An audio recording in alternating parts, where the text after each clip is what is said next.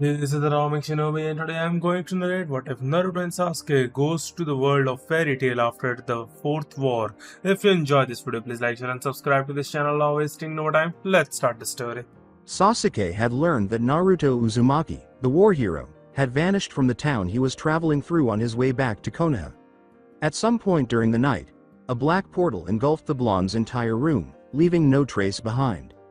A villager laments, "Such a shame too, he would have become a fine Hokage." Sasuke is greatly irritated when someone else says, "I dunno, the leaf was too powerful with him there, it wouldn't feel like true peace if he was their leader." As he arrives at the town's edge, Uchiha muses, even after all he's done. People still fear him. Naruto's fame had spread, but so did rumors of his strength and destructive potential. This world, despite all its accomplishments, still holds on to unnecessary fears and needed to give that fear a face. He leaps back as a black hole opens as a voice calls out to him, "Enter here and find your friend." Sasuke didn't need another invitation to enter, even if it was a trap, because he knew it was the only way to find Naruto. He walked into the hole casually and heard it close behind him. He expected to find a god like Kagaya waiting for him, because the portal had a chakra similar to hers, and he expected to find the sage himself telling him something he never had a chance to say before disappearing. He did not expect to see Naruto sitting at a small table drinking tea with a shaded girl. The blonde says, "Yo," and Sasuke falters a little, losing his cool. Naruto responds, "It's about time you showed up."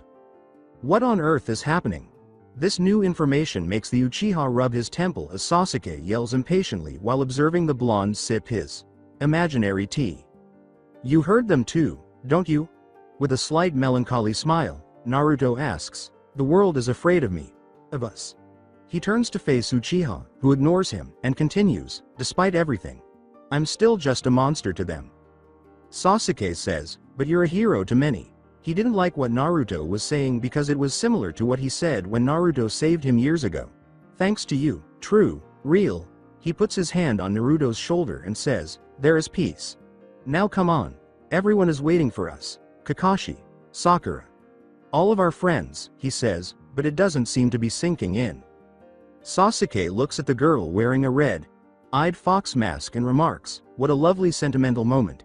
However, Naruto is right. Despite everything he's done, the world will eventually come to fear him again, she says, getting a glare in return. "Sit down and have some tea," she adds, and Sasuke laughs. Sasuke can feel the girl pouting behind her mask as he says, "I'm not pretending to drink tea." "Come on, Naruto, don't let this little girl screw with your head," he says, turning back to the blonde. "I know you finally made amends with Sakura and Kakashi, but, while I was there, knowing everything I knew, I couldn't settle down like I expected." Naruto surprises the Uchiha by saying, "There's another world, Sasuke. It needs us, and it's a place where we can start new. Can you really go back?" he asks. "May I ask?" he asks. Naruto looks down as he says, "I made a promise. While I don't know how I feel about Konoha, Sakura and Kakashi deserve more from me. What is the new world?" As he watches the blonde turn to face the girl, he asks. She slurs as she says, "I want to send you to a country named Fury. There are no shinobi in this world. Instead, they're wizards who rely on magic," she says, sipping her tea. The two appear shocked as she explains that, 400 years ago the dragons put a plan in motion to deal with him, but I fear that they alone will not be enough. She goes on to say that, "A powerful wizard by the name of Zeref woke up 7 years ago, and he is a dark and twisted creature who will drain the world of life. Guilds are groups of wizards that are governed by a grand council." 400 years? Is Zeref really that old? Is he eternal? She had only informed Naruto about the wizards and their guilds, but she chose to hold off on telling him everything about Zeref and what she required from them until Sasuke arrived. She explains that 7 years ago, he spent time on Tenro Island, where Mavis Vermilion is buried. Yes, his magic or curse has given him immortality, but his magic steals life from everyone around him, she says. "The guild Mavis started, known as Fairy Tail, will be in the middle of the darkness and I want to see it safe," she says, almost begging, "Please save them all." Naruto stands up and declares, "I will. Even if I go alone, I promise." He swore, and the young girl joyfully claps her hands together. Although he made a vow at the valley to never turn his back on Naruto, his new Nindo, Sasuke says, "You won't be." "Forgive me, Sakura," he says, closing his eyes before letting out a sigh. When Naruto asks, "Before we go, can we get your name?" the girl takes off her mask to reveal that she has brown hair that she wears in pigtails and a set of bangs that hang over her forehead in disheveled waves. "Call me Zara." In the meantime, in the fairy tale universe. Since the incident 7 years ago, Fairy Tail has gone from being the most popular guild in Fury to the lowest rank and essentially forgotten. Time passed, all the searching stopped, and they were pronounced dead, though many people still held that belief. They all grew older from late teens and young adults to adults, with the exception of Droy, who eats himself into a huge, fat guy. Wakaba and Macau took over as Fairy Tail Master in order to keep the guild going. After getting married, Alzak and Biska have a 6-year-old daughter named Asuka. Twilight Ogre, who took pleasure in kicking a guild that had already been beaten, destroyed the guild hall once more. They were silent while Droy, in a fit of rage, yelled, "Levi's never coming back." Now, all of the paintings depicting Ritas from the island were sprawled out on the floor, forcing them to look back at the better days. Macau sighs and says, "Maybe it's time to close up." Despite his best efforts, he was never a master, and it was impossible for a regular wizard like him to follow in the footsteps of the renowned masters of fairy tale, Makarov Dreyer, Precht Gabalg, and Mavis Vermilion. As they all look down, he laments, "We had a good run, but now we are living on past glories. It's time to move on." When the building begins to tremble, Macau's son Romeo gets up and yells, "We can't give up. I know they are alive and we need to wait." They rush outside and are shocked to see Christina of Blue Pegasus, the Trimans, and Ichia emerge from the stealth bomber.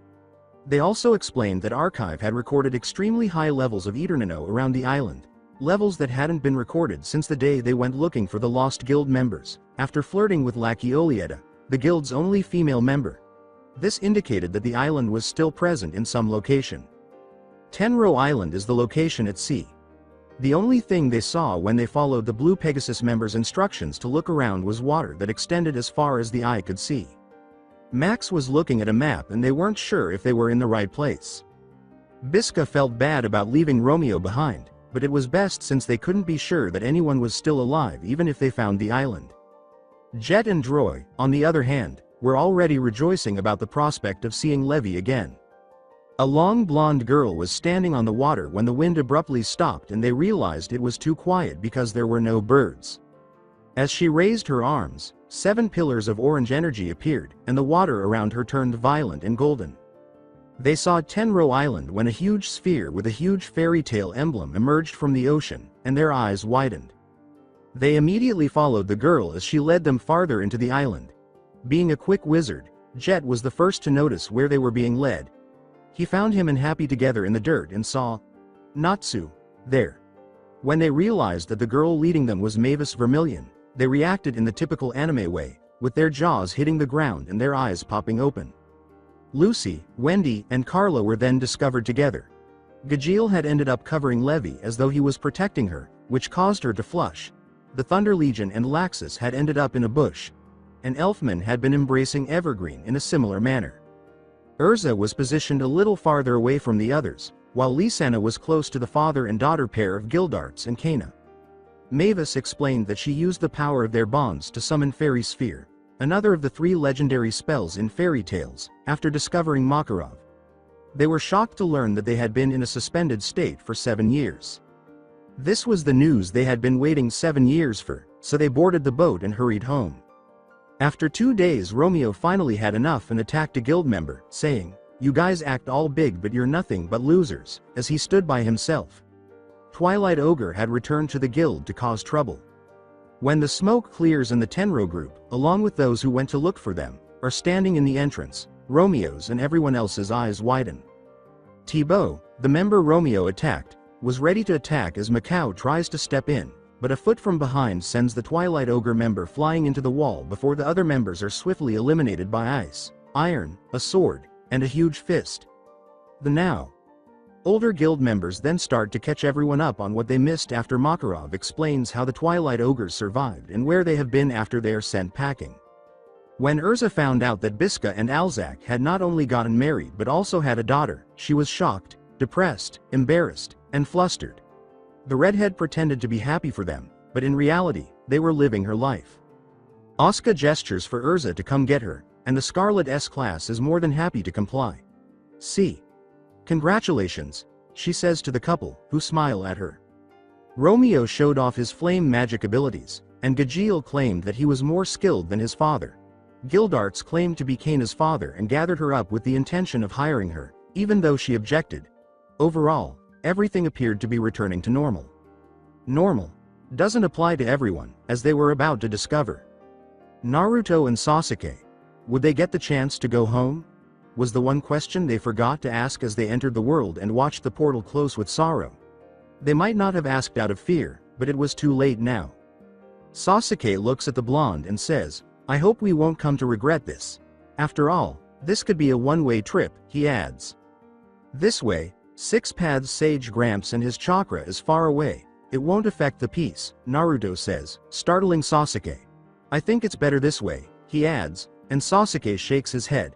When his friend asks, "What about being Hokage?" Naruto grins. Sasuke is taken aback by this response. "Itachi helped me realize that it wasn't the title I wanted, it was the acknowledgement. In a sense I became something more vital than Hokage. Now I'm ready to save this world," he grins.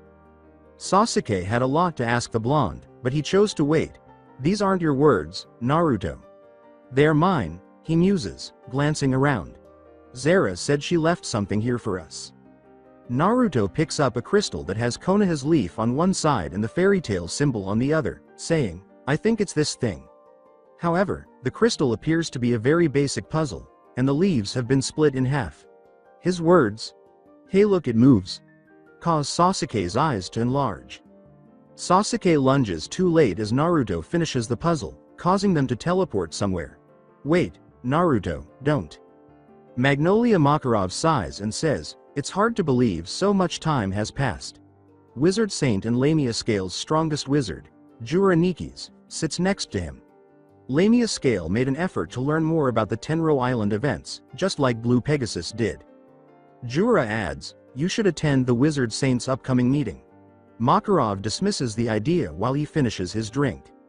Leon Vastia, Gray's rival and former classmate, says, "So, Gray, during those 7 years that you were sleeping, Lamia Scale climbed up to the number 2 guild in Fury.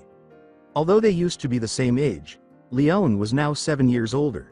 He turns to the water wizard of Fairy Tale and says, "My darling Juvia, leave this shell of a guild and come with me to Lamia Scale." As she hides behind her beloved, she declares, "My heart belongs to Gray." Natsu smiles as Gray says, "Whatever man," disregarding the argument between the lovers, of which he was technically a part. "The rankings don't count since we've been asleep," he adds.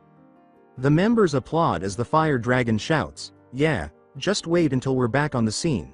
Fairy Tale will be back on top where it belongs." Jura draws everyone's attention by saying, "You might find that harder than you think. The world continued to move forward while you were all sleeping, and wizards gained strength and experience," he explains. "Your power will have fallen drastically behind," he adds. The faces of the members who weren't on Tenro show the Tenro team that what the Wizard Saint was saying is accurate. Before anyone could applaud, a massive earthquake struck, shattering all of the windows in the guild hall into tiny fragments. "It doesn't matter," Urza declares. "We owe to those who remained loyal to the guild to show that their hopes weren't in vain." Makarov shouts, "Everyone outside," and Lamia Scale and Fairy Tale members scramble to leave. Garden of Fairy Tales _ what had been the garden where they grew their food had been replaced by a massive dust cloud, and the center of the disaster was a very deep crater. What could have caused this? Lisana asks herself. Next time. I'll just leave the shiny stone on the ground, they say as they hear a light-headed tone coming from inside the hole. A person? They ask themselves at the same time. In addition to switching the metal part of his forehead protector to a plain black elastic headband, the man had cropped his blonde hair short and spiky. Wearing sandals, black and orange shorts, and an orange hooded sweatshirt, he says, "At least I still have this." While adjusting his headband. In an attempt to find a bright spot, the blonde says, Never could stick the landings," with a sheepish smile. "At least no one was hurt," he adds. As Urza approaches the stranger, Alzak says, It took us years to grow those plants," while crying anime tears. After everything that had happened, Urza was not in the mood for this. Naruto chuckles lightly as she says, "You will pay for the damages and then we will beat you senseless for ruining our garden." "Something funny?" she asks ominously as the fairy tale members retreat. He smiles sheepishly and says, I guess you could call me the better-groomed hobo." Urza surprises the blonde by drawing a sword. As she points the sword at him, he muses, "So this is a form of magic. I wonder if it's a form of fuinjutsu?" She swings the sword and says, "Okay, stand up, I'll have your head." Naruto uses his bandaged hand to punch the sword, shocking everyone by breaking it into pieces. Urza's fast-paced swinging was impressive, but Naruto's experience greatly diminished her skill. She is shocked when Naruto pulls out his own weapon, which is a pair of three-bladed kunai with thick handles that have scribbles on them. Her purgatory sword clashes with them but is sliced to ribbons. No need for such extremes," Naruto exclaims, but Urza just charges at him again with two swords. "How is he doing it? What's up with that arm?" Urza snarled as she tossed away another broken sword. Gazing at his beaming face, she thought, "You are strong. I can see what Juro was saying about 7 years of training and experience can mean for us." The blonde says, "I just got here, so I don't know who this Juro is."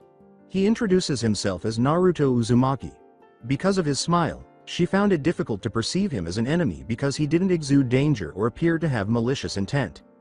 "I really like that name," she says, lowering her guard as she introduces herself as Urza Scarlet. "What do you mean?" she asks, and he grins while scratching the back of his head. Being the second person to like his mother's red hair, he couldn't help but like Urza's as well. "I dunno. I guess I like the color red," he says, referring to a trait he inherited from his father. I see," she says, turning her head away, "but you still need to repair the harm you've caused," she adds, and he nods and smiles. As the kunai vanishes in a puff of smoke back onto the seals on his wrists, he grinned and said, "You should have just said so." "After I was hoping to join your guild," he said. "I heard it's supposed to be good," and she grinned back. "Good, we could use a new member," she says, and Fairy Tail welcomes everyone. As she notices a sudden look of fear on his face, she adds, What? She is shocked by this given how he got there. I just remembered," he says nervously, "I wasn't traveling alone. Sasuke is going to kill me," he thinks, wondering what happened to the Uchiha. "Sasuke. That idiot," he murmurs to himself as he stands on the harbor bank, the waves rushing beneath his feet, and he returns to shore as he sees people staring at him. With a firm yet non-threatening tone, he asks a bystander, "Can you tell me where I am?" He points Sasuke toward the guild and says, "You." Tremblingly, "This is the hometown of Mermaid Heel. They can help you out." However, he neglected to mention that Mermaid Heel was an all-female guild and that men were not permitted in their guild hall. "I suppose the logo is their mark of whatever," Sasuke remarks as he pushes open the guild's entrance. "Anyone home?" he asks, as the doors close behind him. The whole room was dark when a female voice yelled, "You don't belong in here." Another voice added, "Men are forbidden to see the inside of this guild hall." The room suddenly brightens as Sasuke, his Sharingan blazing, says, "So turn on the lights and let's talk face to face." The girls gasp as he says, "I can see you." 3 girls stand behind a brown-haired girl who asks, "Why are you here?" Sasuke scoffs, "Boys like you only get in the way with pointless flirting," she adds. "I came here because I was told you could give me some directions," Sasuke explains, infuriating the 4 wizards.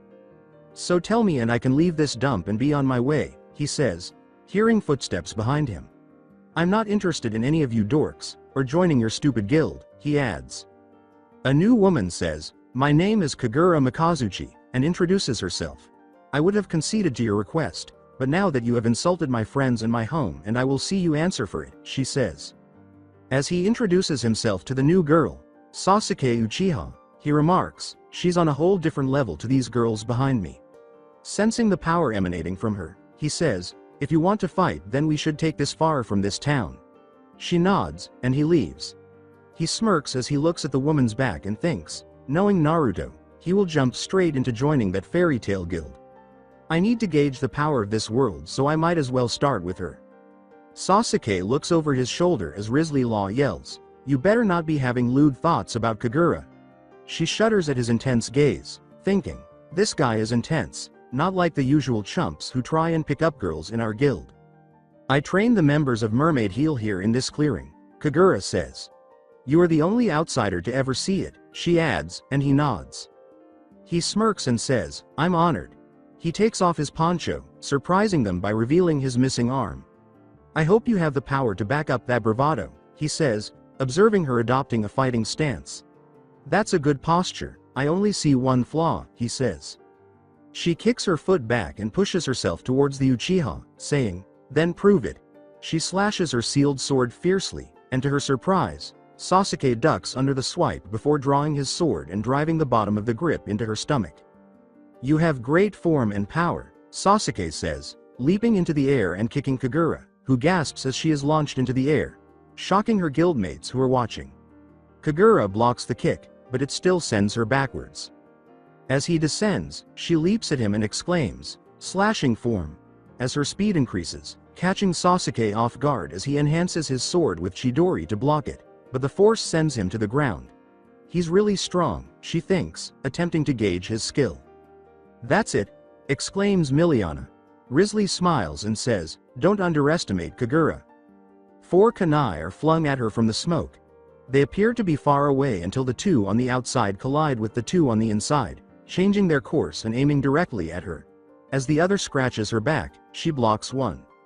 Seeing the pained expression in her eyes, Sasuke walks out of the dust cloud and stands over Kagura, saying, don't worry, it's only going to last for a few minutes. Megan. Kasagui no Jutsu causes Kagura to collapse to her knee, immobile. You are strong, Kagura, he says. It may not seem like much, but Kagura feels as though she has been impaled by enormous metal spikes and is now paralyzed. I placed her under an illusion, he says, turning to face her guildmates who yelled at him. It will wear off soon. I held back so I wouldn't damage her mind, he continues. Miliana believes that he defeated Kagura, as she watches Sasuke approach his dropped sword, pick it up, and sheath it while Kagura collapses to the ground, the illusion gone. Sasuke tells Kagura, my power isn't in my blade, but my eyes. You won't defeat someone as strong as me holding back, he warns, as she gets up, surprising him. Resilient, he adds. She surprised her fellow guild members by saying, I have searched for someone like you for almost 8 years. It sounded as though she was going to reveal her big secret to this stranger. Sasuke's eyes enlarge as she says, my brother was murdered, in a somber tone. For 8 years I have hunted the man responsible in order to get my revenge, she says, meeting Sasuke's gaze. He looks at this woman and asks himself, those eyes, is that what I looked like? Before her serene, cool face is replaced by a furious, hateful, and gloomy one. His younger self, the one who abandoned everything and everyone who loved him and attempted to kill innocent people out of a desire for vengeance, was reflected in her. He was now in the company of someone who had gone through similar pain as he had, and her questions would provide him with the ideal opportunity to comprehend her. Train me. She surprises her fellow guild members by saying, I have searched for someone like you for almost 8 years. It sounds as though she was going to reveal her big secret to this stranger. Sasuke's eyes enlarge as she says, my brother was murdered, in a somber tone. For 8 years I have hunted the man responsible in order to get my revenge, she says, meeting Sasuke's gaze. He looks at this woman and asks himself, those eyes, is that what I looked like? Before her serene, cool face is replaced by a furious, hateful, and gloomy one. His younger self, the one who abandoned everything and everyone who loved him and attempted to kill innocent people out of a desire for vengeance, was reflected in her. He was now in the company of someone who had gone through similar pain as he had, and her questions would provide him with the ideal opportunity to comprehend her. Train me. But Kagura, Miliana was about to object with the others, but Kagura raised her arm to stop them. She looked directly into Sasuke's eyes with a resolute attitude and a glare that said, no. With a raised eyebrow, Sasuke asks, why should I? You and your friends told me a short while ago that I didn't belong and that this is a girls only guild, so why should I assist? He spins around and starts to walk away. Have you ever lost a significant other? When Kagura asks, lost them unfairly, and never even got to say goodbye. He stops.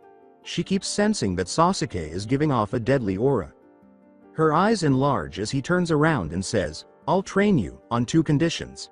He raises 2 fingers to emphasize his demands, saying, I am new to this country, so I need information about it, nothing dangerous, just how it operates, and how it is run. He then lowers a finger and says, the second is a simple one, money. This is a job for me, and since I'm not a member of your guild, I need to rent a place while I'm staying here. She surprises them all by saying, you can live with me. This way you have a roof over your head and a place where I can teach you about fury, she explains. Someone your size can sleep on the couch. Before she storms off, Miliana tells Sasuke, TCH. You better not try anything, this is unbelievable. He arrives, taunts us, and vanquishes Kagura. He wants to live with her, then? She lets out a frustrated growl. Back with the others, Kagura says, follow me. Surprisingly, Sasuke is already accustomed to her saying that, even though it's the second time. This will be interesting, Naruto, as he gazed down at them after just 2 days of being a part of Fairy Tail. Naruto's thoughts were solemn. Why are they all dancing? He observes the guild members dancing in unison without any music after they partnered up. He turns to face his new master, who is staring at him. You know, you should join them, he says. All you've done is watch from the sides, and Naruto smirks. Yeah. Dancing isn't for me, he says, glancing at Urza and Lisanna as they spin an unconscious Elfman and a helpless Natsu around like twisters. Definitely not for me, he says, his perspiration dropping. Have you been able to locate your friend? I'm sure he's fine, Makarov asks, and Naruto sighs. He shakes his head, Makarov adds. Makarov's jaw drops as he jokes, I'm not worried about him. It's the screaming girls whose hearts he breaks when he rejects them. Since I haven't heard any indications of his whereabouts, he must be traveling or laying low, he says solemnly. Makarov remarks, this country is vast. I doubt one man can make such noise.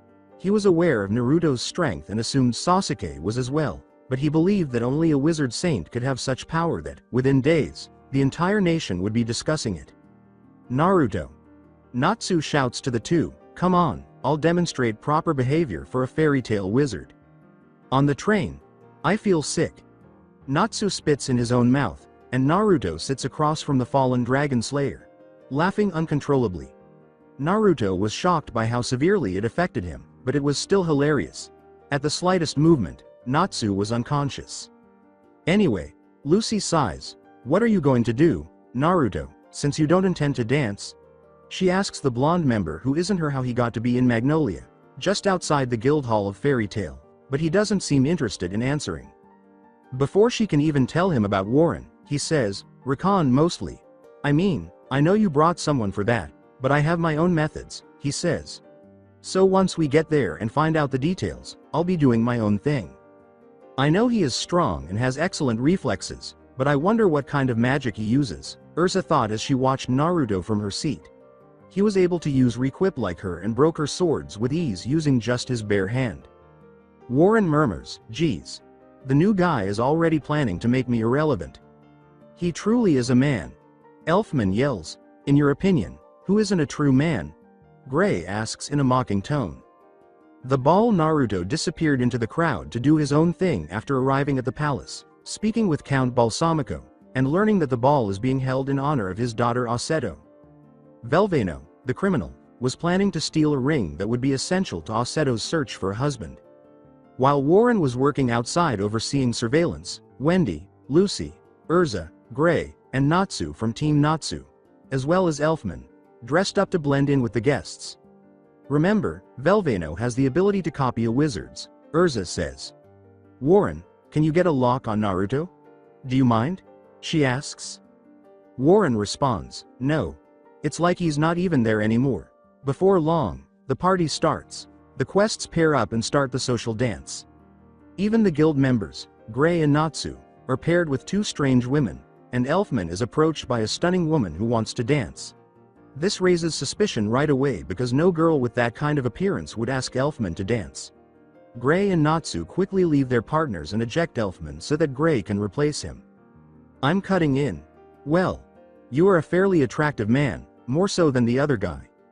Since this is a magic ball, you must also be a wizard. What sort of magic do you possess? A gentleman wouldn't ask without revealing his own magic first. I was a gentleman, but who told you that? Gentlemen of the audience, tonight will be a test of worth. Aseto arrives at the ball with her, the clock strikes midnight, and the balsamico ring is brought out of the clock. The woman then reveals herself to be an ice make wizard like Gray, and the two start a fight that receives a lot of applause before Urza breaks them up. For tonight, whichever one of you can get the balsamico ring will prove they are worthy of marrying my daughter, Balsamico tells the male guests, to which the audience cheers. Guy's Velvano is dancing with Wendy. Warren remarks after noticing a young man Wendy's age tied up before Carla alerts him to the fact that Wendy was dancing with the boy. Upon realizing that his cover has been blown, Velvano returns to his usual appearance before utilizing Wendy's magic to seize the ring.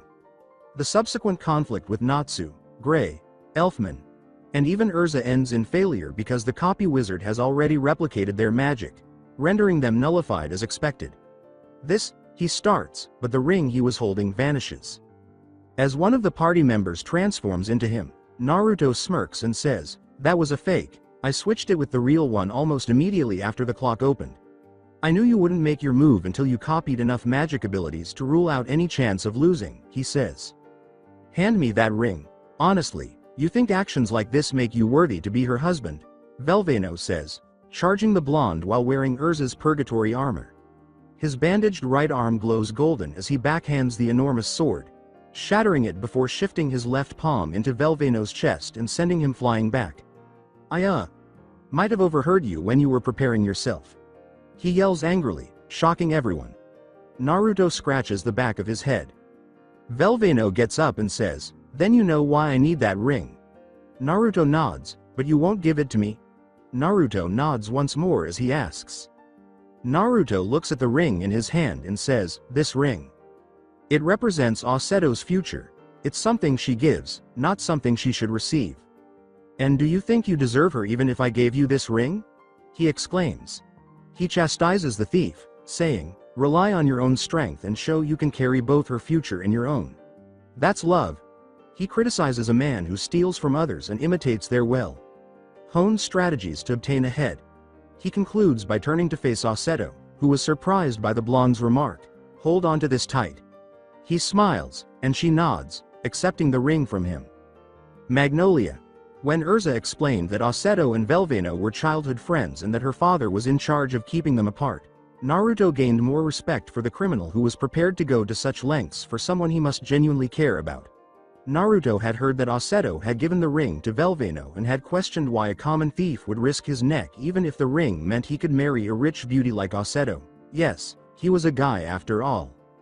Naruto smirks as Gray tells the blonde, "So since Velvano ended up with the ring, Balsamico didn't see a reason to pay us. Sorry you're not getting paid," he adds. As he watches Natsu start a fight with Elfman and Gajeel, he remarks nonchalantly, "If my memory serves me, I was the one who beat Velvano. I could have knocked him out and given the ring to that midget bastard and taken the money. Nah. This outcome is better," he shrugs, straightening up. "But if all the same to Natsu, I'll take my next job solo," he smiles as Gray laughs sympathetically. Sasuke Kagura thought she could handle Sasuke's training, but on the first day, she nearly fell at the first hurdle. He attacked her non-stop from dawn until dusk, increasing his speed and pressure whenever she tried to use magic to keep her from getting any distance. After 3 days, her body had adapted to his methods and she could now match him blow for blow, but then he threw a monkey wrench in the training. As Risley ties her hand in place, he adds, "I assume this is to prevent you drawing the sword itself. Today you will be fighting with one arm tied behind your back," he says, and she nods, albeit a little irritated because this is not how she usually fights. "I've noticed how you hold blade's sheath with the left hand and rest your right hand in correspondence to the weapon's pommel," he says. "I do not mean to offend you. This sword is dangerous and not something to be taken lightly," Kagura says, and Sasuke's eyes flinch as if he had just been insulted. "Only when I face Jelao will I unleash this sword's full power," she adds. As she senses his murderous intent erupting from his core, Sasuke warns, "I am dangerous and not to be taken lightly. Be ready," he says, and she nods as he charges at her. The last time Sasuke heard Miliana mocking him, he put her in an illusion that made her moo and meow all day. Miliana said quietly, "Geez, for a normally stoic and anti-social, Sasuke gets offended over the weirdest thing." Miliana shrugs when Risley remarks, "But he's been living with Kagura for almost 4 days and from what she's said, he hasn't done or said anything inappropriate." She freezes when she sees Sasuke staring at her, nearly piercing her skill, thinking, maybe he's gay. Meow, she panics and flees. After 4 training days, Kagura decided to ask the question everyone had been wondering. "Sasuke, how did you lose your arm? Were you able to strengthen your ability to fight with one hand and possibly become a dual wielder after 2 days of sparring with only her left hand and 2 days concentrating on her right hand?" Sasuke examines the flowing material of his sleeve as she asks. "A pointless battle at the climax of a great war," he responds, sipping water from the flask he was carrying. "A little over 7 years ago, my homeland was engulfed in a great war that tore the country apart. When the war was almost over, but I thought this final battle would have made it so the war had more meaning, so those people died for something more." He looks off into the distance. "But I was wrong, and as a result me and my best friend lost an arm." He sighs, smirks to himself. "What prevented you from receiving the prosthetic?" Since she and the others appear to be very interested in his story, Miliana asks inquisitively.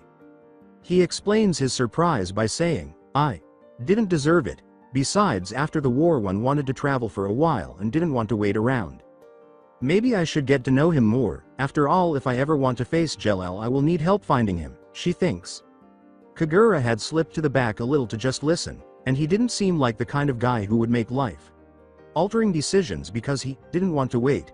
However, the two rarely talked about anything other than what their agreement called for, which was primarily training and information about Fury. Later on after sunset, Kagura went back to her tiny house, which was adequate for her living situation, though she never imagined living with the man they managed. "You aren't like the men in this town. You don't objectify the women our guild, and you seem to relate to my need for my revenge. I want to know why," she thinks as she hears Sasuke enter with some shopping. Sasuke, out of common courtesy, never went through anything that she didn't want him to, but she went home earlier to set up a conversation starter. It was a picture of her and her brother Simon when they were kids, and she placed it in a place where Sasuke would see it and she could strike up a conversation. He smirks to himself, "She must be trying to tell me something with that photo, but I'm not going to open up." His eyes immediately lock onto the frame as she had planned, but he doesn't say anything about it, instead going straight into the kitchen to put the bags down. With a sigh, she muses, "Sasuke, I was wondering if we could talk about my revenge mission." "Direct approach it is then," she says, and he leans through the door. Perhaps now was the time to help her stay off the path he walked on for so many years. "Sure," he says, emerging from the kitchen with a pot of tea and 2 cups seated. "What's on your mind?" He sits down and asks, "This is your bother?" She hands him the frame. She nods when he asks. "His name was Simon," she says with a sorrowful expression. "This was taken the day Slavers came and destroyed our town and kidnapped many children." His eyes widen a little at this realization. "I was fortunate to have been spared, but Simon was captured. I searched for him for years after that horrible day," she says, turning away as a flash of anger flashes in her hazel eyes. "Miliana was a slave alongside my brother. She told me about their time at the Tower of Heaven.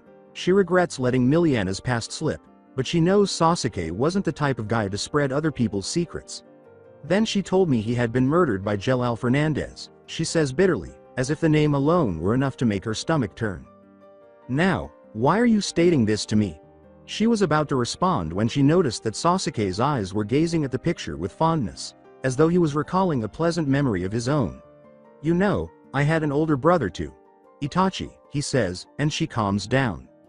She wanted this information because it was pertinent to her objectives, and she felt that Sasuke understood her, which is why she wanted him to train her. "Had?" His smile wanes a little as she asks. "Ah. A long time ago when we were kids, our entire clan was wiped out over a government dispute. Since I was just a child I was spared, but only because Itachi began doing dangerous missions for our village," he says, and her eyes widen.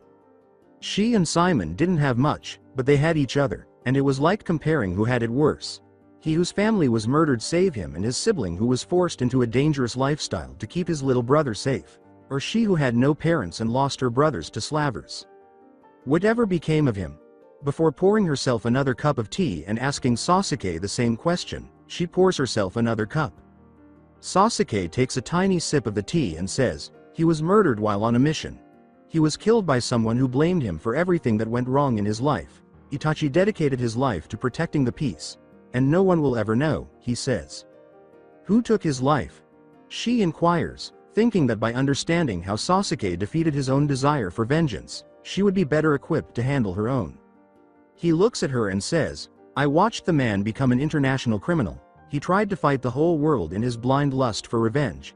He pauses to show how engrossed Kagura was in his story. The closer he believed he got, the more he was swallowed by hatred. Soon enemies, innocent people, and allies all became casualties in his anger. His power consumed him, and he even tried to kill the woman who loved him with all her heart. Did you murder him? Would Sasuke give her the determination she needed to complete her mission? This was it, the moment of truth, she asks. When I came face to face with him, he was already at death's door, Sasuke states. He was a beaten down pathetic mess. It would have been easy to just end him. But then everything Itachi sacrificed would have been for nothing, he says as she looks at him in disbelief. If I had killed him, I wouldn't have been the brother Itachi believed I was, so I made sure he survived. He atoned for his past mistakes, and served as the silent guardian.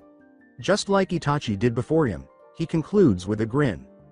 So, despite everything Jelal has done, do you still think I should let him live? I was shocked to learn how the story ended, and unlike Sasuke, I couldn't go back now, she asks.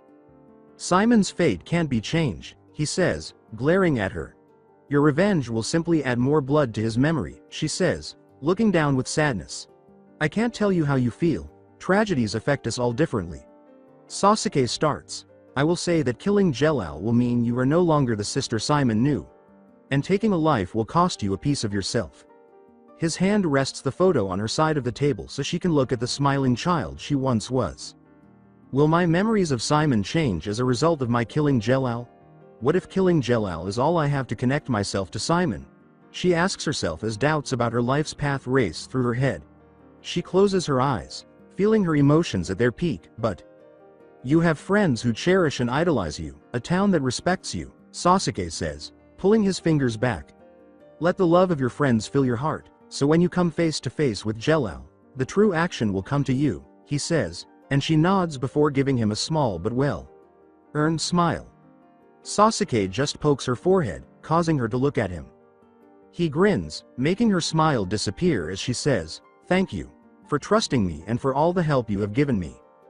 Tomorrow, I will be using some of my magic to truly test your progress, he warns, adding, I'm not done training you. She nods and gets to her feet. Good night, he says, watching her disappear into her room and hearing her mumble, night. Sasuke thinks, Naruto, you'll have to wait a little longer for me. Though he exaggerated the truth and spoke about himself in the third person, he does see his former self as a different person. Whereas he was once conceited and self-centered, he now tries to be calmer and less self-centered. He felt obligated to stop Kagura from going down the wrong path, but he knew it wouldn't be easy. The sight of the person you want to kill can quickly undo all the progress you've made. I'll know tomorrow if I am truly affecting you. Kagura, he muses before going to bed himself. He had no idea that a reunion was imminent. After the blonde with the request in his back pocket made the decision to leave Team Natsu and join Naruto on this job, Urza remarks, I'm surprised Master gave you an S-class job. She opposed the hiring of a non-S-class member and wasn't pleased about it. He says nonchalantly, well, I do have S in my rank as a wizard from my country. 2 actually, he says, grinning over his shoulder. Urza asks inquisitively, oh. Why 2? She had assumed Naruto was from another country, even though he knew how to get to most places. What she didn't know, though, was that during the first 2 days, Naruto sent hundreds of clones off and had them essentially map out Fury for him, but since he had no way of knowing which train would take him where he had to walk. Well, my official rank is 6 Paths Sage Naruto Uzumaki, he explains, adding, there are only 2 in this rank, myself and Sasuke. Her eyes widen slightly as he continues, it's funny because a cage is what you'd call 4 gods of Ishgar. He laughs lightly and absent-mindedly. oblivious to the fact that Urza has stopped dead in her tracks. She looks at the blonde's back and thinks, wait, he can't be serious. Those four aren't considered human, yet he claims he's in a rank above their power level. She finds it hard to believe that he is that strong, but he is not like them. After noticing her, Naruto calls out to her, if you're coming to keep lagging. When she looks at him, he has the same easy smile that Natsu had, but his face is more defined and mature, so it doesn't appear childish. She watches him pass the train station and asks, are we not taking the train? As she watches him glance around at the building before smiling and saying, you need to read up on the transport maps. Right, she says, shaking her head to bring herself back to the present. He puts a gag reflex on reading when he says, I was put here for more important things than reading. He also adds, besides traveling on foot is a good warm-up match. You know, if you want, you can take the train if you want, he continues. She says, it's like a 4-day journey on foot, and he just smiles. She had no idea that he could fly or even just hop there on a giant frog. Yeah, well, he shrugs as he watches her follow. He sighs and looks at her, but he still smiles. Ready for a fun journey? He asks. Sure. Kagura and Sasuke, the two, put their training on hold when the council sent an emergency job to the guild, and Sasuke chose to accompany Kagura so he could observe how she applied his training. Miliana also wanted to go, but the guild needed to start assisting with the towns and the mountain passes decoration from the capital, and the town's local festival was approaching. She was fully aware that they were being watched as Sasuke sat across from her, his eyes closed and his arm concealed beneath a brand new black poncho he had purchased. As she stares at her traveling companion, she thinks, I never thought about it, women seem drawn to Sasuke. He never seemed to lose his cool, just like her, and members of her guild were drawn to him. Most guys would have jumped at the chance to spend even a single night with them, but Sasuke politely but firmly declined, stating that he wasn't looking to pursue a relationship.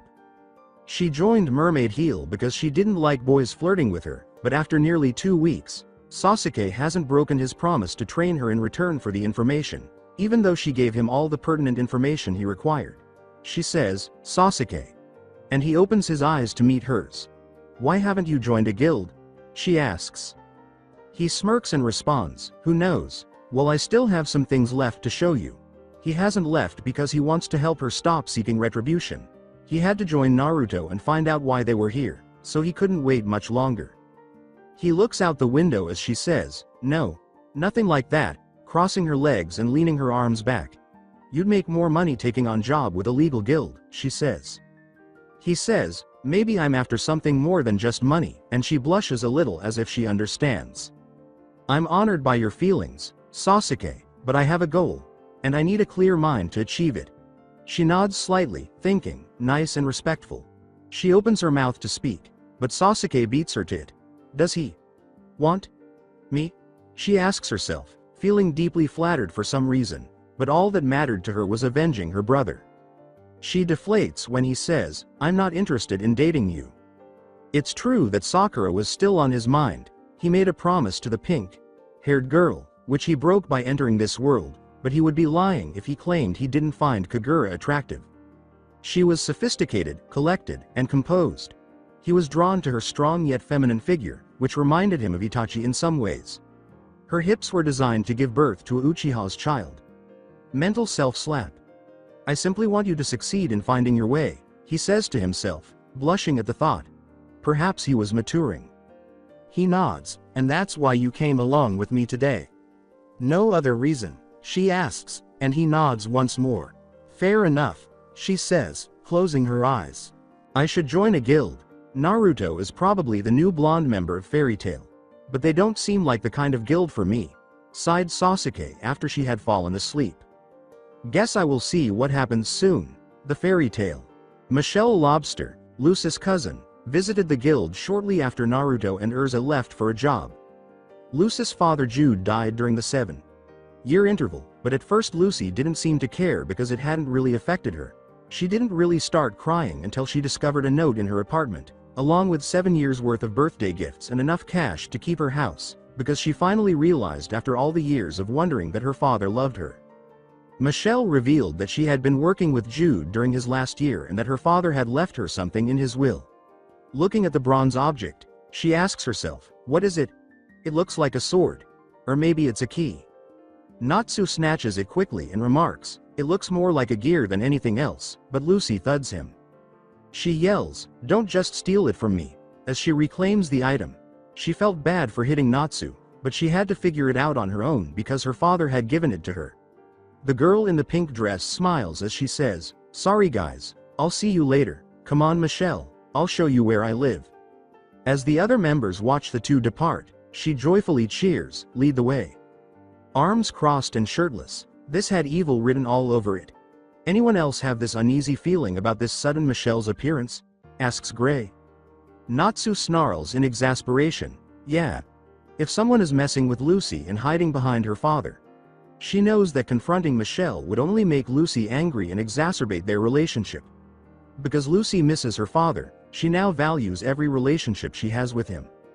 They all turn to Makarov and say, Lucy must follow her heart. And we as her family should support her any way we can, he continues, and Gray and Natsu nod and smirk, that's what makes us a family. Naruto. When night fell and the two decided to set up camp, Urza was taken aback to discover that Naruto had a tent hidden in a scroll. It appeared that his magic also had sealing abilities. In reality, she hadn't prepared for this, and since she carries all of her stage equipment in case the opportunity to perform in a play arose again, he wandered off in search of firewood after setting up, allowing her to do whatever she wanted. According to his words, this was evidence of her poor judgment. After returning with enough wood to last them through the night, Naruto looks at the foam dinosaur head and notices all of her cases open. He asks, what's with all this junk?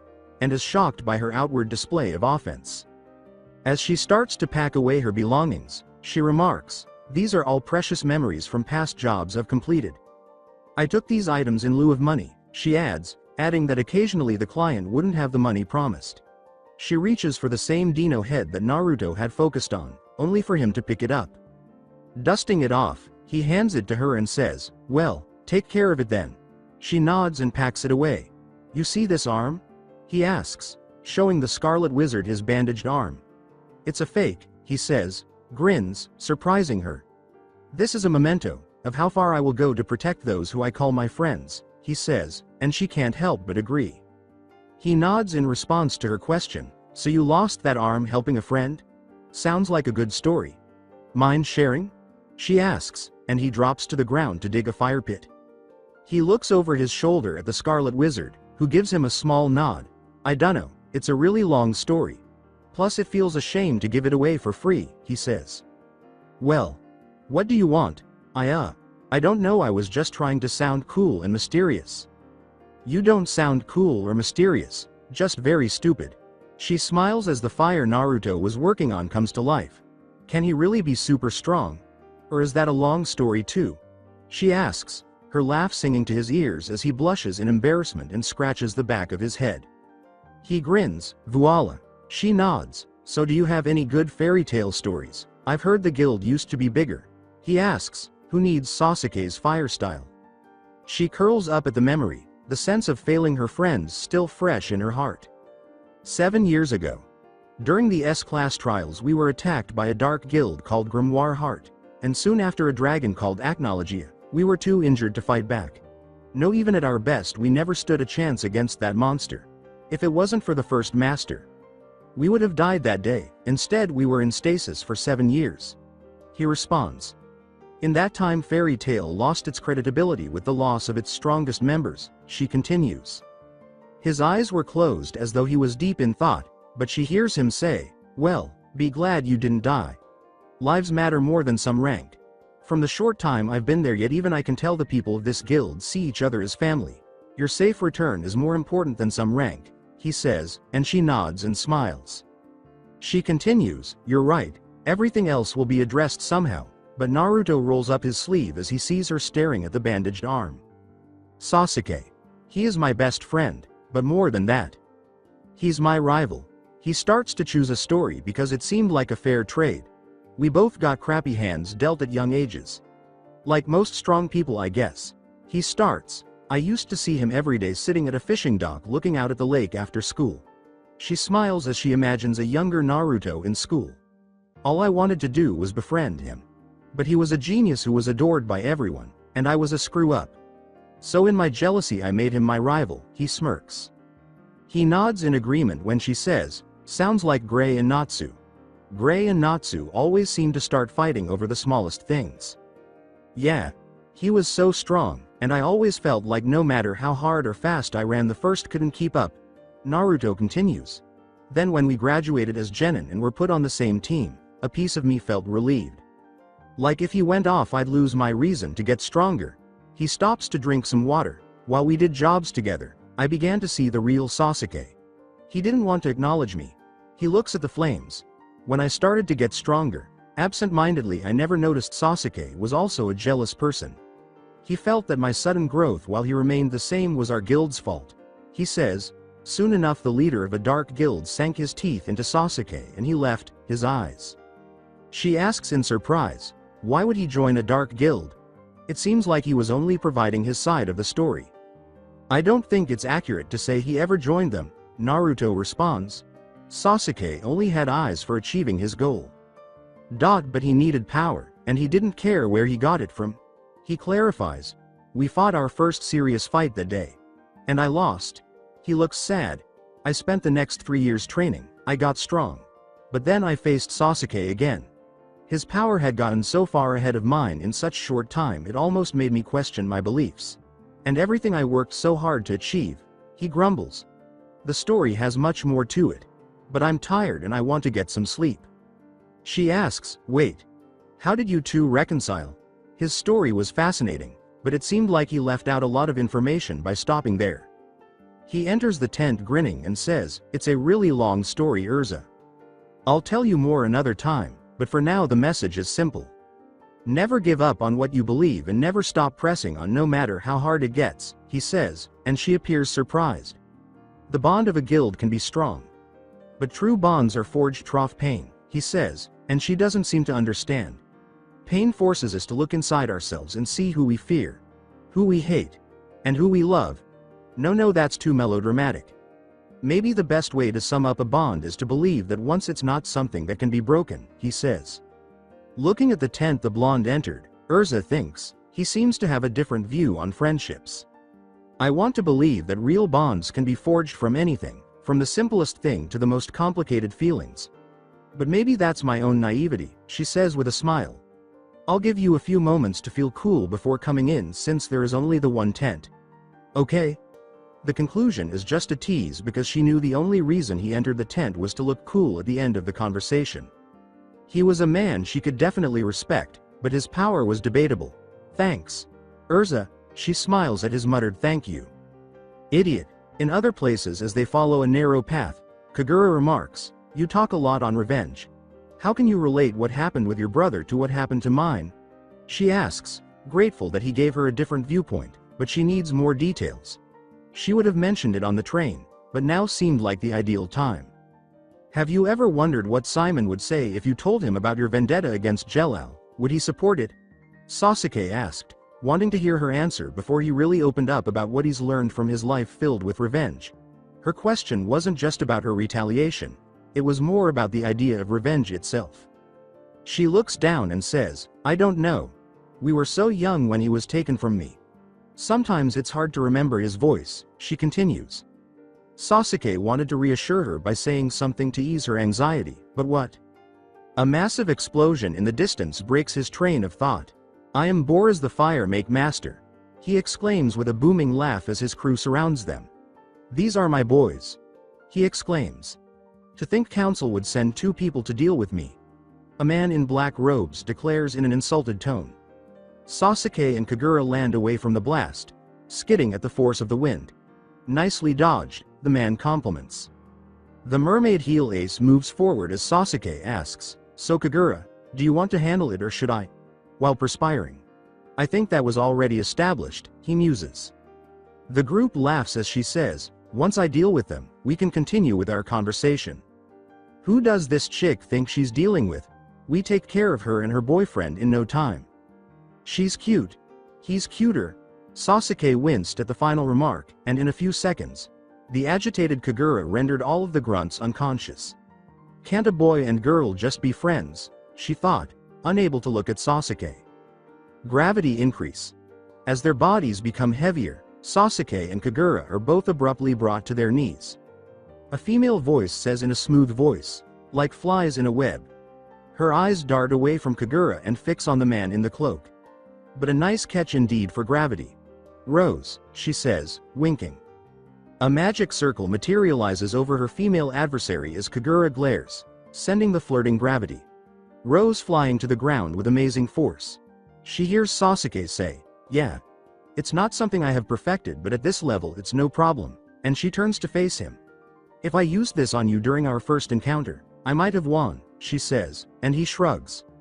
Gravity. Rose's spell vanishes, and the two get back up. "Maybe," he says as he moves forward, "it looks like Boris the Fire Make Master has fled." He bites his thumb to extract blood, saying, "Kachiyose no jutsu." He then slams his palm to the ground, causing a huge smokescreen to appear. When the smoke clears, Kagura's eyes widen as she realizes she is standing on the head of a huge snake. "Kagura, meet Aoda," the Uchiha says. Hello. Pleased to make your acquaintance. You're Desiree Lord Sasuke?" "There is a man trying to hide somewhere in this thick forest," Sasuke says. "Find him." Aoda uses its forked tongue to taste the air as it slithers down to feel the vibrations in the ground. As soon as he has something, it jumps into motion, nearly knocking Kagura off her feet. The snake claims, "I felt the movement of a larger force." She nods when Sasuke remarks, "So there are more grunts than the ones you beat. Aoda, you can go back now," he says, and the snake disappears in a cloud of smoke. There were 1,000 grunts in front of them, and Boris, who was very arrogant, said, "Ha ha, you shouldn't have let me organize my men," before Kagura moved forward to attack. As Sasuke activates his Rinnegan, she hears him say, "Let me." He explains, "There is a technique I always to use." She asks, "Is he taking this seriously?" "Rinbo. Hengoku," he says, directing his energy toward his Rinnegan. Nothing happens at first, but hundreds of grunts are soon thrown into the air or the ground. He turns to Kagura and says, "It may not look it, but there are 3 of me attacking them right now. They exist on a different plane and are immune to attacks," he says, and she appears to be in awe of this ability. She thinks, so he was hiding some techniques as well, as she is astounded by his strength and his casual justification that seems to be standard. Boris is soon the only one remaining, but not for long because Kagura knocks him unconscious before he can use his maker magic. He says, "Nicely done," and she nods. As soon as the Rune Knights arrive and take him and his men into custody, many wizards who had been possessed by a potent toxin are released from its hold and sent to receive healing. A knight remarks, "Nicely done, Miss Kagura." As expected of a top guild-like mermaid, he continues, casting a suspicious glance at Sasuke. "And you are?" he asks. She nods in agreement. Her roommate, smack. Her sensei, smack. Her sparring partner. The man responds, I see. Well, the payment has been forwarded to your guild," he says, and she nods before turning to go, Sasuke trailing behind. "When we get back, let's have one finally spar to see how much I have improved," she replies. "Fine, this time I won't hold back," warns him. "Me neither." Urza and Naruto. Urza exclaims in shock, "It's massive." In contrast, the creature dwarfed the lullaby flute monster. She asks, "Hey, are you sure you'll be fine?" She nods, curious to see what transpired. "Yeah, I'm good," he says, grinning over his shoulder. "I'll be done in a sec and then we can go get something to eat," he adds. As the demon giant crosses his arms and looks down, she muses, "Apparently even one of the gods of Ishgar failed to defeat this monster. Another runt has come before me. I spared Draculo's Hyperion given that he was so revered, yet your kind hasn't been deterred from opposing me?" Draculo's Hyperion. He's the second strongest wizard on the continent, only behind God Serena. Urza is thinking with a frightened expression. Naruto. Are you positive you want to keep going? This Draculo's guy must be a boss if you are afraid to face this guy, the blonde replies, smirking. I'll be fine. Naruto observes that her question has changed. Fair warning, I have stood toe to toe with Acnologia. My name strikes fear into the gods themselves. The beast says, for I am. Urza missed most of the attack because it happened so quickly, but the explosion was as powerful as the Etherion cannon. In a matter of seconds, the giant's upper torso is engulfed in an explosion that causes the mountaintops to collapse due to the shockwaves. Sorry, but I've heard all those speeches before. Naruto smirks as the monster's lower half collapses limply to the ground. As the shockwave continued to vibrate the ground, Urza exclaims, "W!" with one attack, and Naruto turns to face her. I could really go for some ramen. Is this guy human? That's it for today. I hope you guys enjoyed this great story. See you in the next one.